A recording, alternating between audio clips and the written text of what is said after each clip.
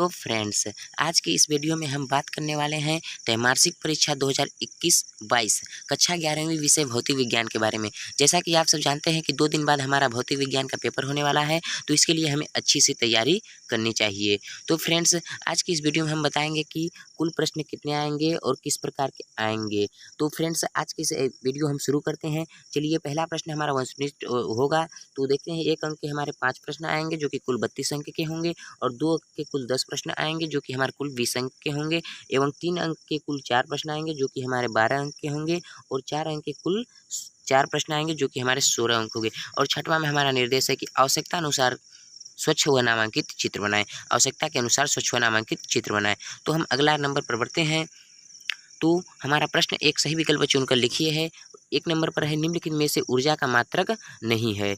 तो पहले इसका आंसर होगा इलेक्ट्रॉन वोल्ट। इसका आंसर होगा इलेक्ट्रॉन वोल्ट, सी नंबर। फिर इसके बाद अगला क्वेश्चन है, निम्नलिखित में से किस भौतिक मात्रा के युग्म के समान आयाम होते हैं। अगला क्वेश्चन है, निम्नलिखित में से किस भौतिक मात्रा के युग्म के समान आयाम होते हैं। तो इसका आंसर होगा सी नंबर, कार्य एवं ऊर्जा।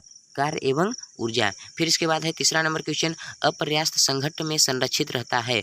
अपर्याप्त संघट्ट में संरक्षित रहता है। तो इसका आंसर होगा संवेग, बी नंबर। बी नंबर इसका आंसर होगा संवेग। फिर इसके बाद अगला क्वेश्चन है चौथा नंबर, अदिश राशि वह है जो, अदिश राशि कौन है जो, इसका आंसर होगा डी नंबर, उन सभी दर्शकों के लिए एक ही मान रखती है। इसका आंसर डी नंबर होगा, उन सभी दर्शकों के लिए एक ही मान रखती है, चाहे अच्छों से उनके अभिविन्यास भिन्न हो। फिर इसके बाद अगला क्वेश्चन है 5 नंबर, जल खींचने वाले विद्युत पंप द्वारा हम बदलते हैं। जल खींचने वाले विद्युत पंप द्वारा हम क्या बदलते हैं। तो इसका आंसर होगा ए नंबर, विद्युत ऊर्जा को स्थितिज ऊर्जा में। विद्युत ऊर्जा को स्थितिज ऊर्जा में। फिर इसके बाद अगला क्वेश्चन है हमारा प्रश्न 2, नीचे दिए गए रिक्त स्थानों की पूर्ति कीजिए। नीचे दिए गए रिक्त स्थानों की पूर्ति कीजिए। किसी 2 सेंटीमीटर त्रिज्या वाले, पहला नंबर है, किसी 2 सेंटीमीटर त्रिज्या वाले 10 सेंटीमीटर ऊंचाई वाले सिलेंडर का पृष्ठ क्षेत्रफल कितने बराबर है। तो इसका आंसर होगा 4000 मिलीमीटर स्क्वायर के बराबर है। तो इसका आंसर ये होगा। फिर इसके बाद है बी नंबर, घर्षण द्वारा किया गया कार्य क्या होता है। तो घर्षण द्वारा किया गया कार्य हमेशा ऋणात्मक होता है। घर्षण द्वारा किया गया कार्य हमेशा ऋणात्मक होता है। तो इसे हम इस प्रकार से बनाएंगे, ऋणात्मक होता है, ऋणात्मक होता है। तो हम इसे इस प्रकार लिखेंगे, घर्षण द्वारा किया गया कार्य ऋणात्मक होता है। तो इसका आंसर होगा ऋणात्मक। ये देखिए फ्रेंड्स, ऋणात्मक, इसका आंसर ऋणात्मक होगा। और फिर सी नंबर क्वेश्चन है, 1 kg m square s minus square बराबर, इसके बराबर कितना होगा। तो इसके बराबर हमारा होगा 10 के पावर 7। 10 के पावर 7, इसके बराबर हमारा आंसर होगा 10 के पावर 7। 10 के पावर 7, इसका आंसर होगा हमारा 10 के पावर 7। फिर अगला क्वेश्चन है, शून्य सदिश एक ऐसा सदिश होता है जिसका परिमाण एकांक होता है। जिसका परिमाण एकांक होता है। इसका आंसर होगा एकांक, जिसका परिमाण एकांक होता है। फिर इसके बाद अगला क्वेश्चन है ई नंबर, शीशे का आपेक्षिक घनत्व 11.3 है। इसका घनत्व जी सेंटीमीटर क्यूब या किलोग्राम मीटर क्यूब है, कितना होगा। तो इसका आंसर होगा 1.13। यहाँ पे इसका आंसर होगा 1.13 गुणे 10 के पावर 4, और इसी को आप किलोग्राम मीटर क्यूब में बदल देंगे तो इसमें हमारा 3 घट जाएगा। तो फ्रेंड्स, इसके आगे हमारा क्वेश्चन है, कार्य करने की दर को क्या कहते हैं। कार्य करने की दर को हम शक्ति कहते हैं। कार्य करने की दर को शक्ति कहते हैं। तो इसका आंसर हम यहाँ लिख देते हैं, कार्य करने की दर को शक्ति कहते हैं। कार्य करने की दर को शक्ति कहते हैं। फिर इसके बाद कोई गाड़ी 18 किलोमीटर प्रति घंटा की चाल से चल रही है, तो वह 1 सेकेंड में कितने मीटर चलती है। तो इसका आंसर होगा 5। 1 सेकेंड में वह 5 मीटर चलती है। फिर इसके बाद फ्रेंड्स अगला क्वेश्चन है प्रश्न क्रमांक 3, एक वाक्य में उत्तर दीजिए। फ्रेंड्स हम इसका पहले वाले क्वेश्चन पढ़ देते हैं, फिर इसके बाद हम आपको इसका आंसर दिखाएंगे। तो पहला क्वेश्चन है व्युत्पन्न मात्रक किसे कहते हैं।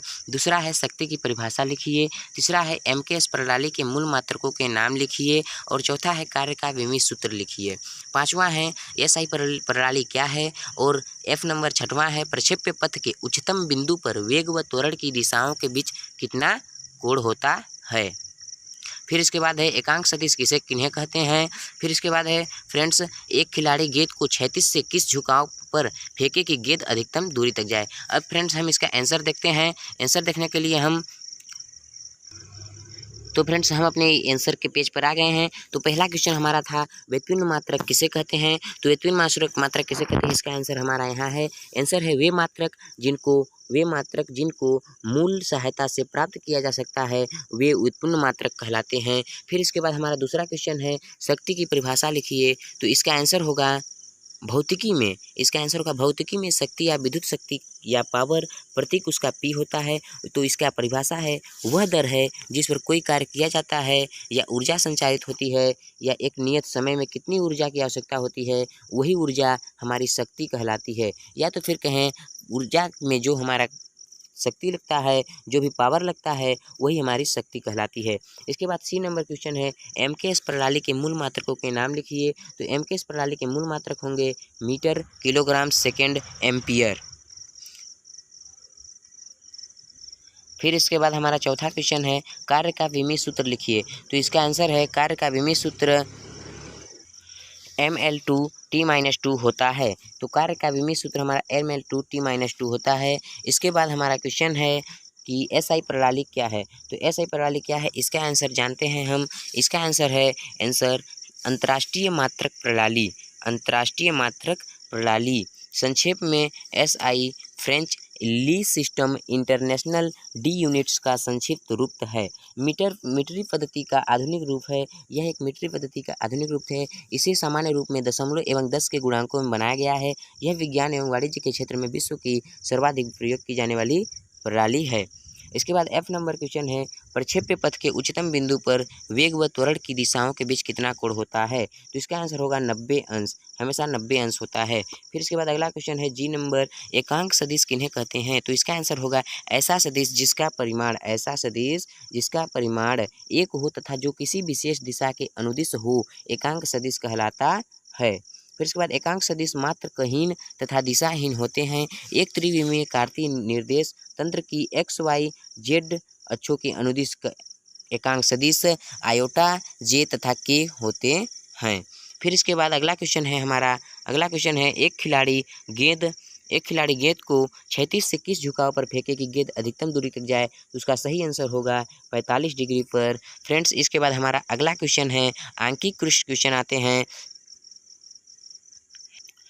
अंकित क्वेश्चन में हमारा प्रश्न क्रमांक 5 है ऊर्जा के संरक्षण का नियम लिखिए। ऊर्जा के संरक्षण का नियम है हमारा, तो इसका आंसर हम बुक से ढूंढ लेंगे। इसका आंसर आप बुक से ढूंढ लीजिएगा। फिर इसके बाद हमारा अगला क्वेश्चन है विलगित निकाय से क्या तात्पर्य है। अगला क्वेश्चन है विलगित निकाय से क्या तात्पर्य है। तो इसका आंसर भी आपको बुक में आसानी से मिल जाएगा, तो इसका भी आंसर ढूंढ लीजिएगा। फिर इसके बाद अगला क्वेश्चन है हमारा एक पारसेक दूरी को परिभाषित कीजिए। तो इसका आंसर भी बुक में अच्छे से मिल जाएगा। ये बहुत सरल क्वेश्चन है, इसका आंसर बुक में आसानी से आपको मिल सकता है। फिर इसके बाद अगला क्वेश्चन है हमारे पास सिद्ध कीजिए कि मुक्त रूप से गिरती किसी वस्तु की कुल यांत्रिक ऊर्जा अचर रहती है। ये सब क्वेश्चंस आपको बुक से मिल जाएंगे, बस मैं आपको क्वेश्चंस यहाँ बता दे रहा हूँ। फिर इसके बाद नौवां क्वेश्चन का है बल। प्रश्न क्रमांक 9 बल युग्म से क्या तात्पर्य है। बल युग्म के आघूर्ण का सूत्र लिखिए। फिर इसके बाद 10वां क्वेश्चन है क्वेश्चन नंबर 10 रेखीय संवेग संरक्षण का नियम लिखिए। इसे भी आप आंसर बुक में ढूंढेंगे तो आसानी से मिल सकता है आपको। फिर इसके बाद 11 नंबर क्वेश्चन है प्रश्न क्रमांक 11 एक समान वृत्तीय गति के लिए अभिकेंद्री त्वरण का व्यंजक ज्ञात कीजिए। तो इसका आंसर आपको बुक से मिल जाएगा। फिर इसके बाद अगला क्वेश्चन है हमारा 12 ऊर्जा संरक्षण का नियम लिखिए। तो इसका आंसर भी आपको बुक से मिल जाएगा आसानी से। फिर इसके बाद अगला क्वेश्चन है हमारा क्वेश्चन नंबर 13 है, प्रश्न क्रमांक 13, सदिशों के योग संबंधी साचार्य नियम को स्पष्ट कीजिए। तो इसका आंसर हमारे बुक से मिल जाएगा। फिर इसके बाद 14 नंबर क्वेश्चन है हमारा, अत्यंत सरल यह क्वेश्चन है, यह हमने 9th में और 10th में भी पढ़ा है और 11th में भी पढ़ रहे हैं। तो इसका क्वेश्चन है, विस्थापन और दूरी में अंतर लिखिए। वेरी इजी है यह क्वेश्चन। इसके बाद हमारा 15 नंबर क्वेश्चन है, न्यूटन बल की परिभाषा दीजिए। तो यह क्वेश्चन बहुत इंपॉर्टेंट है, न्यूटन बल की परिभाषा हमें मिल जाएगी। फिर इसके बाद हमारा 16 नंबर क्वेश्चन है, एक समानुवृत्तीय गति के लिए अभिकेंद्रित त्वरण का व्यंजक ज्ञात कीजिए। तो इसका आंसर हम बुक से देखकर लिख लेंगे। फिर इसके बाद 17 नंबर क्वेश्चन है हमारा, पृथ्वी सतह से क्षैतिज से किसी कोण थीटा पर फेंके गए प्रक्षेपण के लिए उड्डयन काल प्राप्त अधिकतम ऊंचाई एवं क्षैतिज परास के लिए सूत्र स्थापित कीजिए। यहाँ पे सूत्र होगा फ्रेंड, यहाँ पे यह गलत कर दिया है इसलिए यहाँ पे सूत्र होगा, तो सूत्र स्थापित कीजिए। फिर इसके बाद हमारा 18 नंबर क्वेश्चन है, आवेग संरक्षण का नियम लिखिए, उदाहरण दीजिए। आवेग संरक्षण का नियम लिखिए और उदाहरण दीजिए। फ्रेंड्स इसके बाद ये हमारा लास्ट क्वेश्चन है। इतना अगर आप याद कर लेते हैं तो आपका 90 मार्क्स इम्पोर्टेंट से इम्पोर्टेंट जरूरी से जरूरी एकदम आएंगे आपके मार्क्स, इसलिए आप इसे याद कर लीजिए और इसे ज़्यादा से ज़्यादा दोस्तों में शेयर कीजिए कि आपके दोस्तों के भी नंबर अधिक आ जाएं। और फ्रेंड्स चैनल को सब्सक्राइब कर दीजिए कि कोई भी अगर वीडियो अपलोड करूं किसी भी सब्जेक्ट का, अगर पेपर एकदम कंफर्म लीक हो जाता है तो आपको सबसे पहले वीडियो हमारे चैनल पर मिल जाएगा, इसलिए हमारे चैनल को सब्सक्राइब कर लीजिए। इसी के मनोकामना के साथ जय हिंद, जय भारत।